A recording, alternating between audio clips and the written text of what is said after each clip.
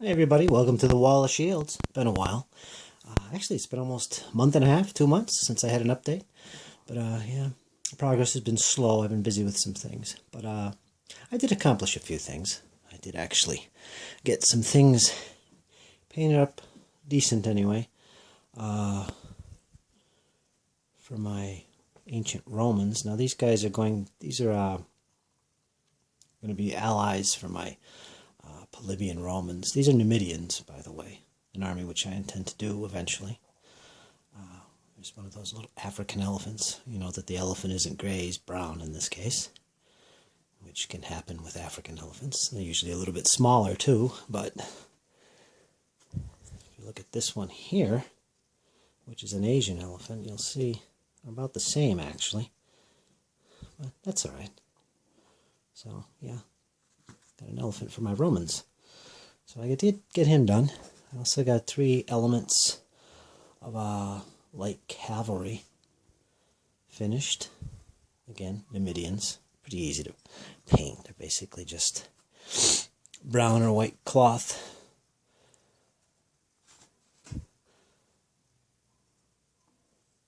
That's about it. They don't have too much variance with the uniforms, if you can call them that. But yeah, I did get 3 elements of those done, as well as the elephant. So right now that's a little allied contingent for my Romans, which would be nice. I did give some of my models a wash.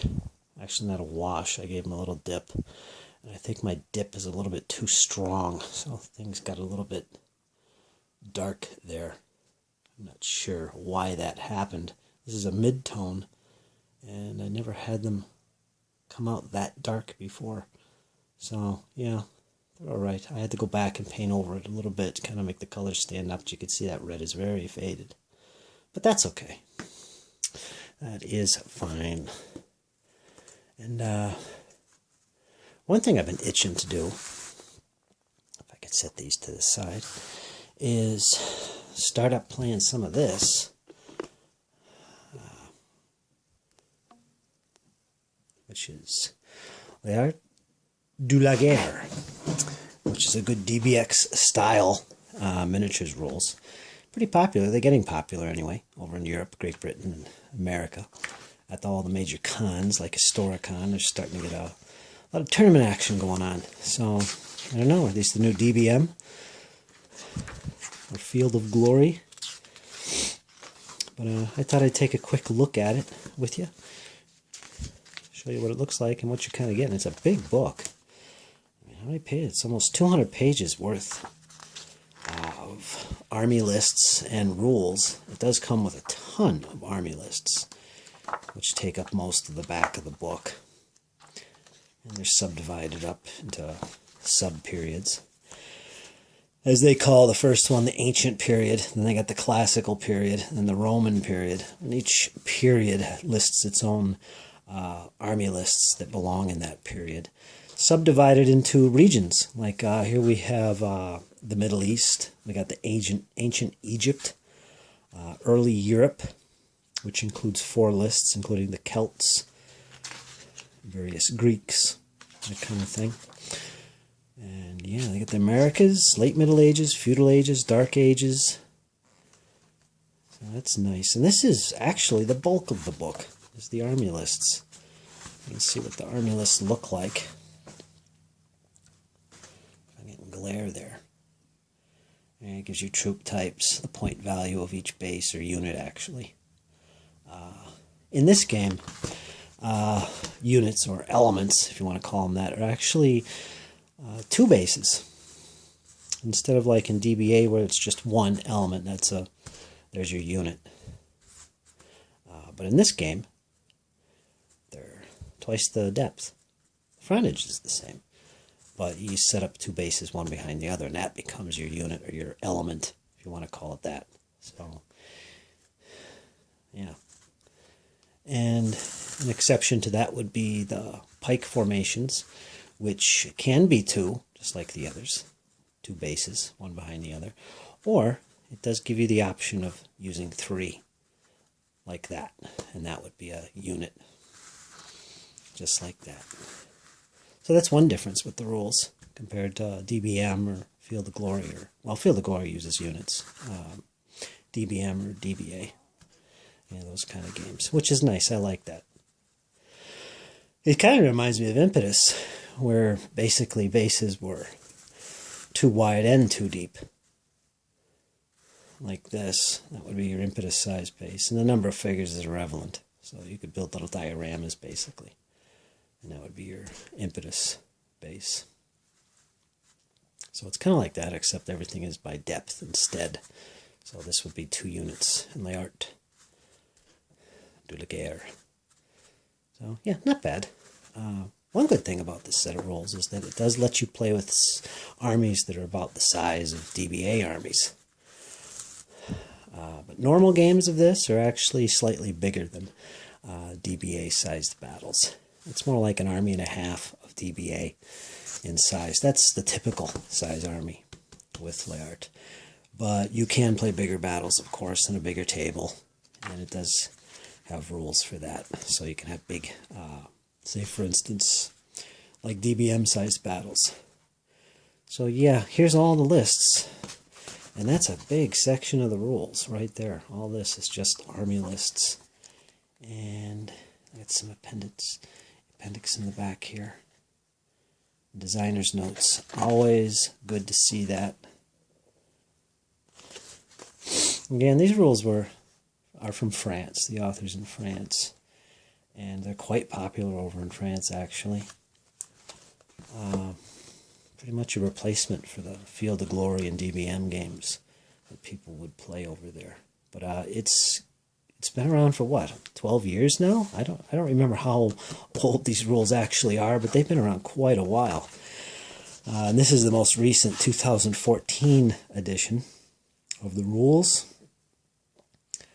The earliest copyright is 2008 that I could see. So yeah.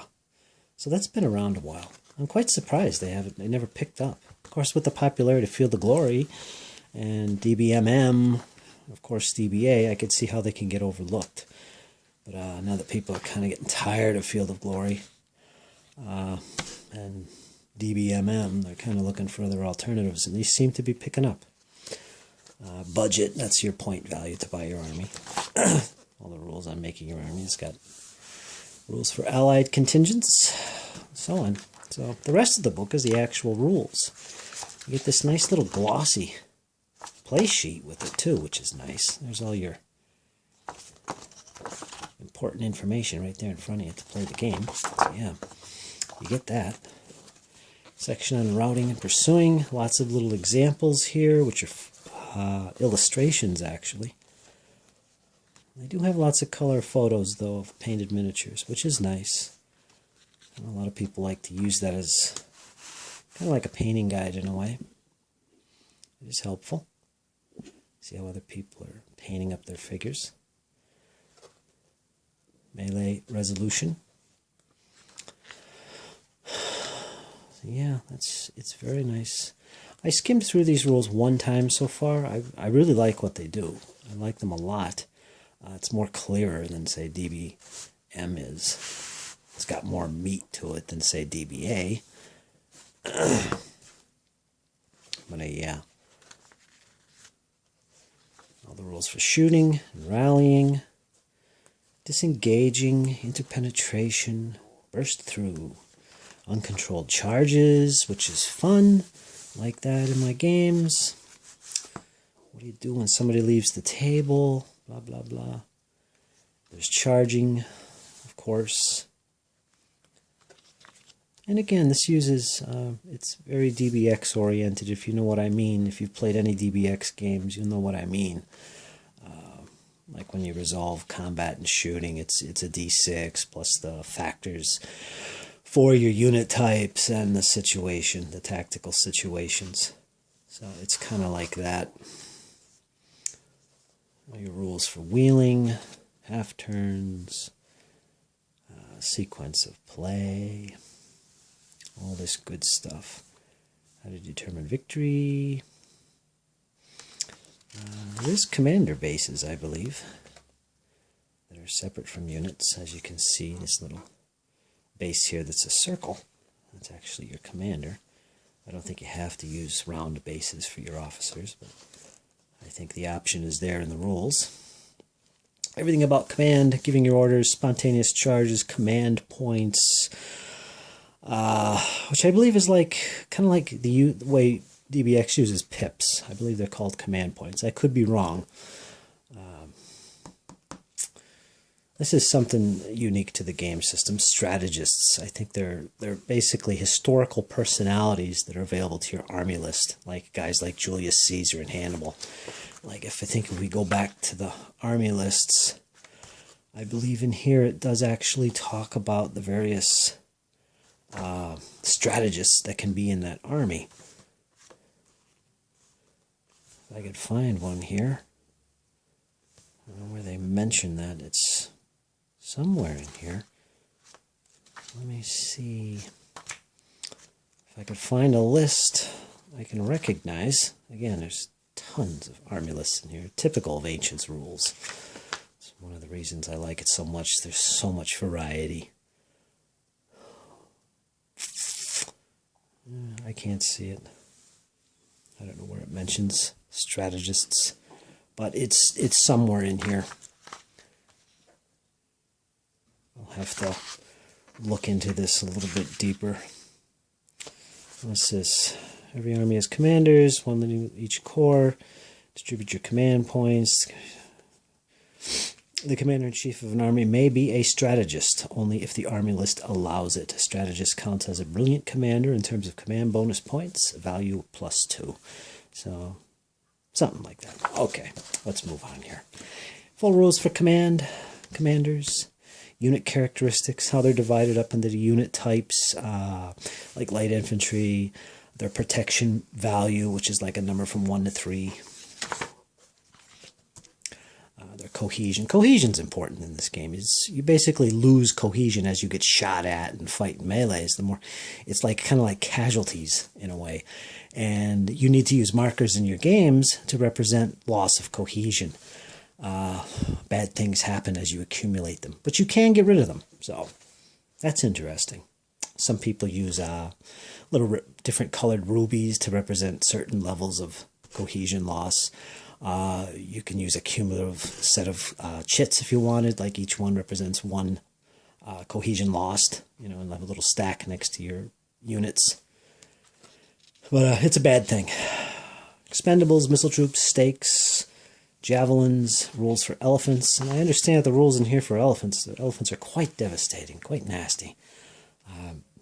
Yeah, it's different sets of rules cater to elephants in different ways, and it's hard to say which one is more realistic since elephants are so random. Really, you only have the written texts from the ancient era describing how elephants were used and their effects in battle. So it's a difficult topic, but I understand elephants are pretty deadly in this game. There's your rules for the special abilities, like two-handed weapons, cavalry, armor types, like heavy armor. It's got a description of the classifications of troops, war wagons, levy pikemen, blah, blah, blah, blah. And of course, you have a description of the units and army and how it's made up. How units are represented, and again here's a nice picture of what represents a unit. And these are typically bases for DBX size bases, like 15mm scale figures. These would be like 40 by 15. Like this right here is heavy infantry, with or without missile support. Basically it's 40 by 30 depth, I believe.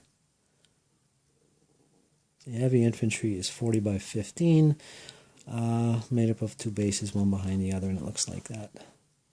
Here's your pikes. So units are pretty small. I don't think you actually change formations like double line or march columns. I don't think none of that is in here. I mean, basically, your unit is there. That's what it looks like. That's how it moves. So it's conceivable you could play with bases of any size, really. One base equaling one unit, as conceivable. So you can have mixed units, rules for camps, of course. Unfortunately, these rules don't talk about rules for naval troops like DBMM does. DBM, where you can have your ships coming onto the table and unloading troops on the enemy's flank or something. It doesn't have that. Not many rules do, really. Some do. I don't think, like Impetus, I don't think caters for that either. Which is sad, because I like having my ships on the table. I painted them up, I'd like to use them. There's your contents, right there. So, that's a little look at the rules. They are de la guerre, French.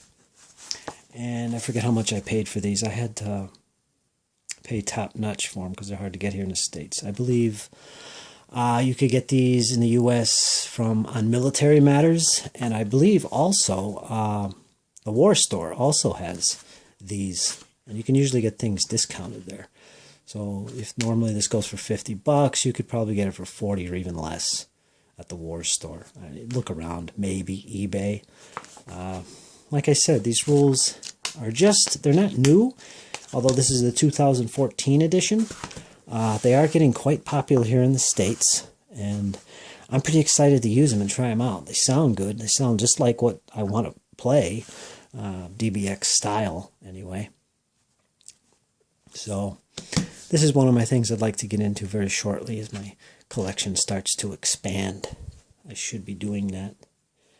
I have plenty more figures to paint, of course.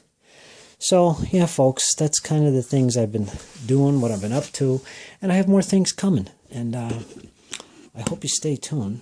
The Wall of Shields has not disappeared, nor shall it. Okay, folks, any questions, drop me a line, let me know.